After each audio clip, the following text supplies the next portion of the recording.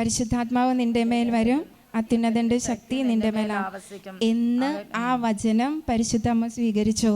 അന്ന് തുടങ്ങി പരിശുദ്ധമ്മ തൻ്റെ ജീവിതത്തിലെ ഭാവിയെ നോക്കി പുഞ്ചിരിച്ചവളാ, മനസ്സുകൊണ്ട് സന്തോഷിച്ചവളാ അമ്മ. എല്ലാ ദുഃഖത്തിൻ്റെ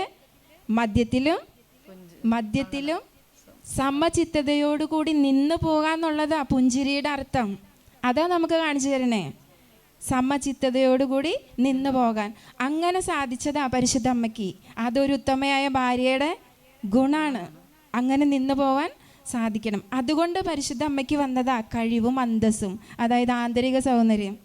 പരിശുദ്ധ അമ്മയുടെ ആന്തരിക സൗന്ദര്യം സഹനം കൊണ്ട് നേടിയെടുത്തതാ അല്ലേ? അങ്ങനെ സഹനം കൊണ്ട് നേടിയെടുത്ത ഒരു ആന്തരിക സൗന്ദര്യത്തിൻ്റെ ഉടമയാണ് പരിശുദ്ധ അമ്മ എങ്കിൽ അമ്മ നമ്മളോട് പറയുന്ന ഒരു കാര്യമുണ്ട്. ഇതുപോലെയുള്ള കഴിവും അന്തസ്സുമാണ് ഓരോ കുടുംബത്തിലെ അമ്മമാർക്ക്, ഭാര്യമാർക്ക് വേണ്ടത്. ആന്തരിക സൗന്ദര്യം, സഹനത്തെ സ്വീകരിച്ചുകൊണ്ട് പുഞ്ചിരിച്ച് നിൽക്കാൻ, സമചിത്തതയോടുകൂടി നിൽക്കാനുള്ള കഴിവ്.